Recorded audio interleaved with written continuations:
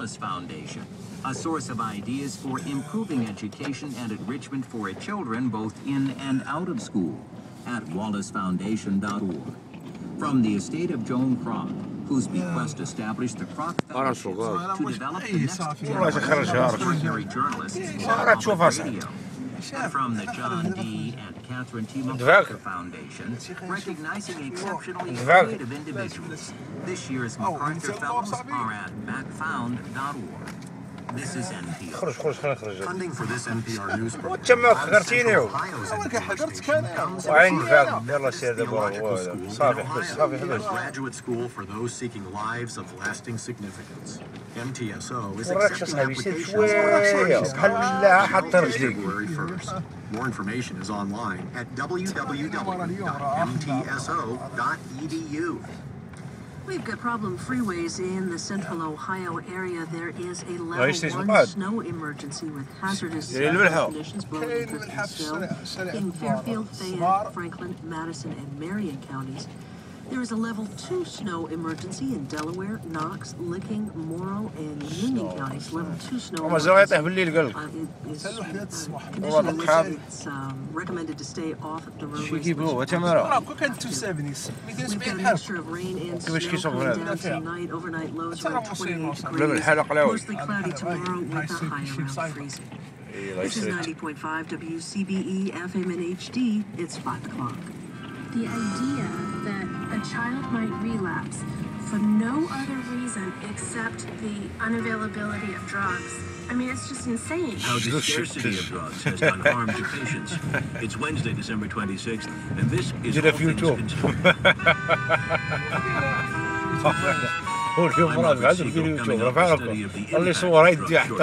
Also, what happened this year in Alzheimer's research, why the Russian parliament voted to ban U.S. adoptions of Russian children, and Dick Wolf, who created Law and Order, on the difference between that and his latest venture, writing detective novels.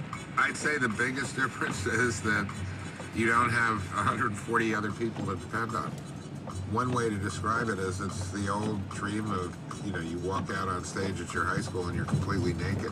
Also, the comeback of the Killers after this roundup of the news. From NPR News in Washington, I'm Corva Coleman. A powerful winter storm that plowed through the Midwest and South is now pummeling the Ohio Valley and points east. There are blizzard warnings up in Ohio and Indiana. Winter storm warnings are posted up to New York State. The weather is so poor, thousands of airline flights have been canceled. In the South, tornado watches are posted for North Carolina. Tornadoes in several states, including a possible twister in downtown Mobile, Alabama.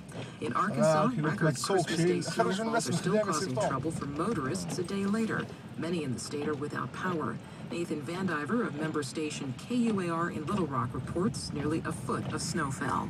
The snow was preceded by heavy rains in Little Rock, but cold temperatures changed that precipitation to snow by Christmas evening, just in time to make it a white Christmas.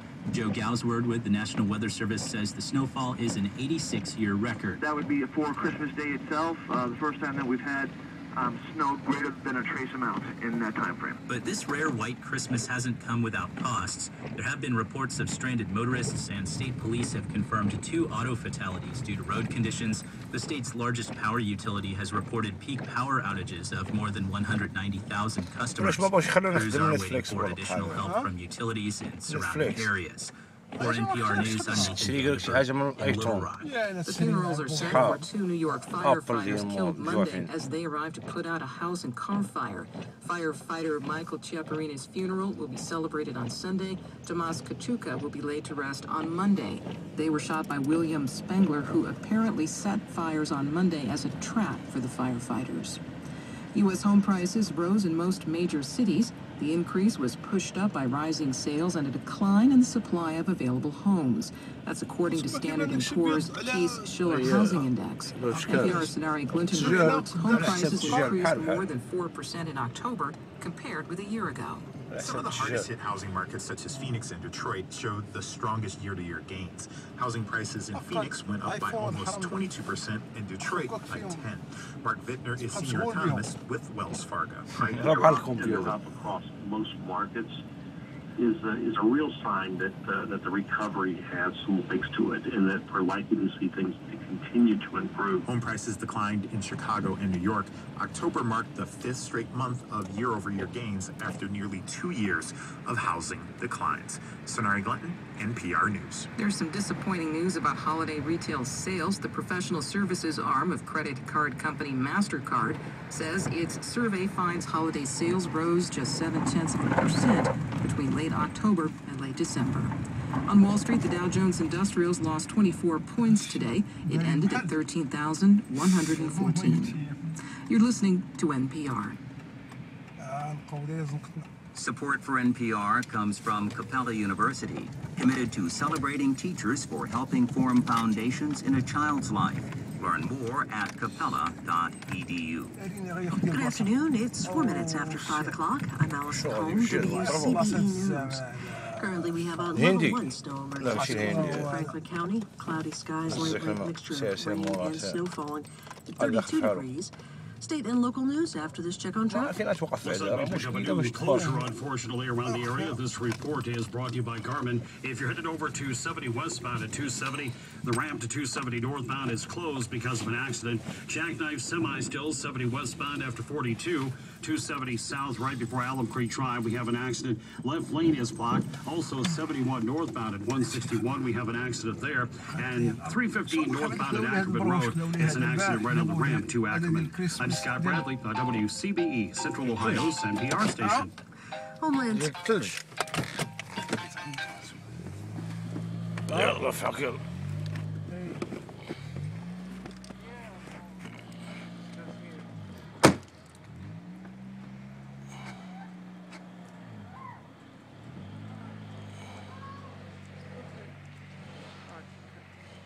No, remind me anyway. I'll call you.